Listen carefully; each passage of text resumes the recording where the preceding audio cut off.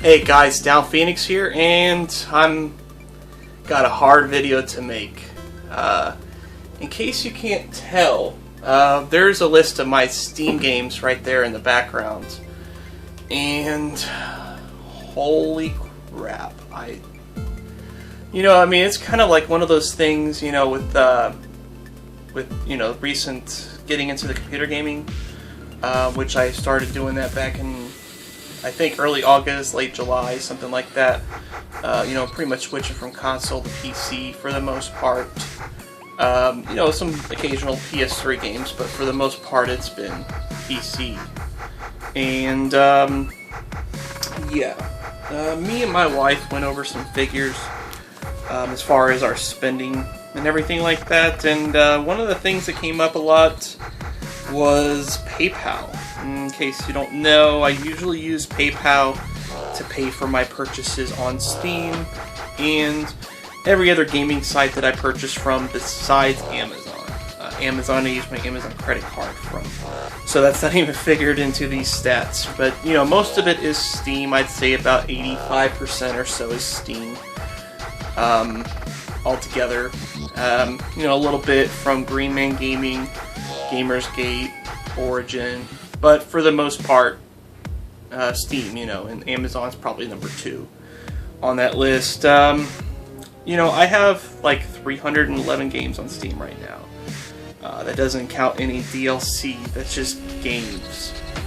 Ridiculous, indeed. To my defense, I've had the Steam account since 2010, so I've been able to acquire these games over a lengthy time.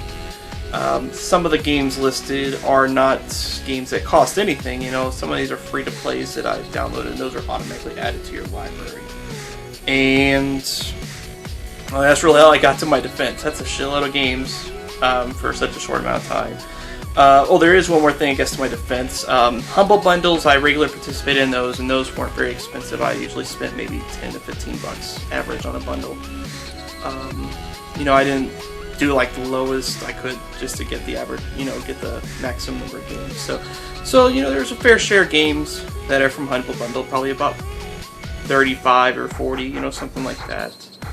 And I'm just gonna go over some of the numbers here. July 26th to August 24th, which that's the period I started purchasing games again. I had about $133 to spend in PayPal. But we skip ahead, and it gets worse. September to October, I spent $182. That's just in PayPal. Like I said, that's most of the game purchasing, but not all of it. And then October to November, that was a disastrous month because Steam had some great Halloween sales. $292. Yeah. Those sales really got to me, like they fooled me, this game's so cheap, I'm gonna go ahead and buy it, $5 here and there, and it really adds up. November to December is not even on the list, but I don't think it's that good because they had a big sale in December, also like early December, I believe. December to January, it was only $99.92. That's because that's pretty much after the Christmas sales.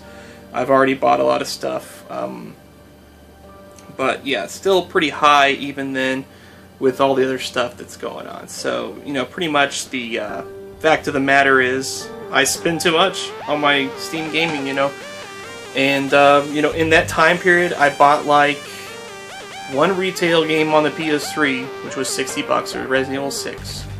And I bought like 3 or 4 downloadable games from the PSN that were on sale for like $5 to $10, so obviously not much spent on console in comparison. It's not an easy video to make because, it's hard to admit that you actually have a problem with spending, but I do.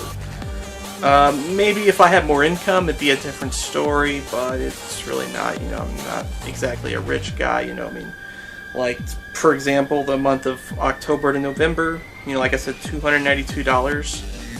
That was probably over 20% of my income for the month, just for the video games and stuff, Well, not all video games. I think I had like 1 or 2 things that weren't video game related that were PayPal, but still, that is quite a lot to say. You know, I mean, yeah, it's like I said, it's hard to admit that you have a problem, but when you have a problem, you got to get that out. You know, you have to admit that it is there, so that you can address it.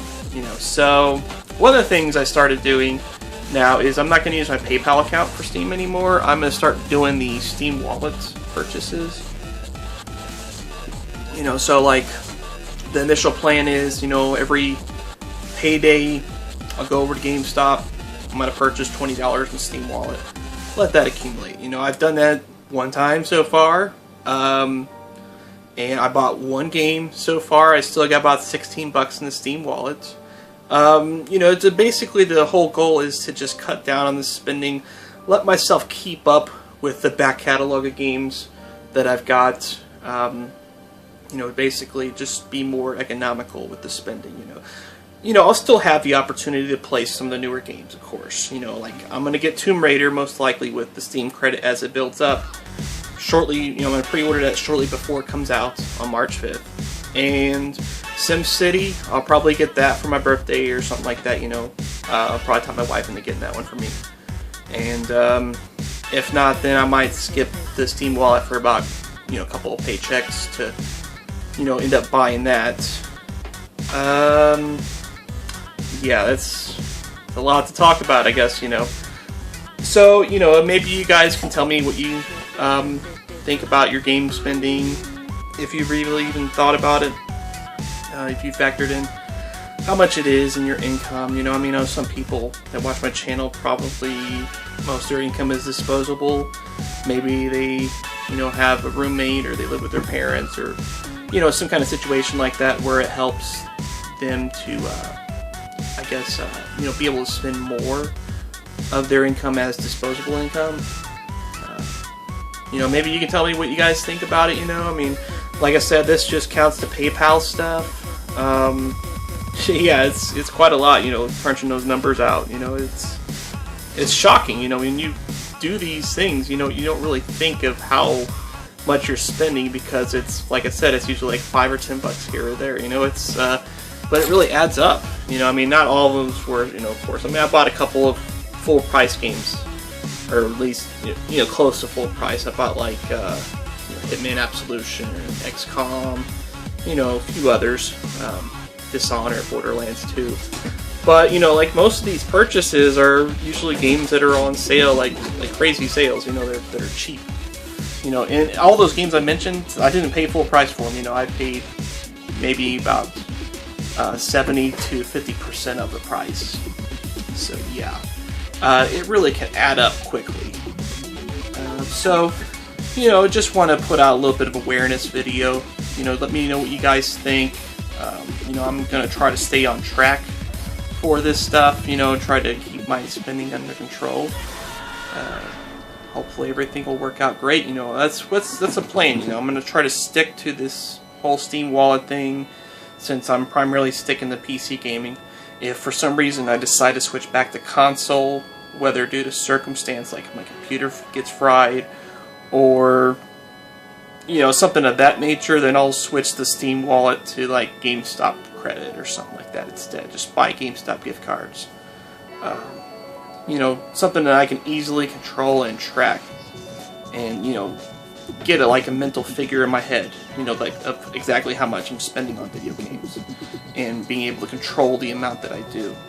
So, I guess that's all I got to think about it for now. You know, like, I mean, I'm a gamer, you know, but I'm like more addicted to buying the video games than I am to actually playing them. It's kind of sad, you know, because whenever we think of video games, you know, we think of, you know, playing them with our controllers, with our keyboards and mice. But some people like me, you know, we think about the dinero we save, you know, from these crazy sales, when you're not really saving anything because you're still spending the money. You know, you're still spending the money.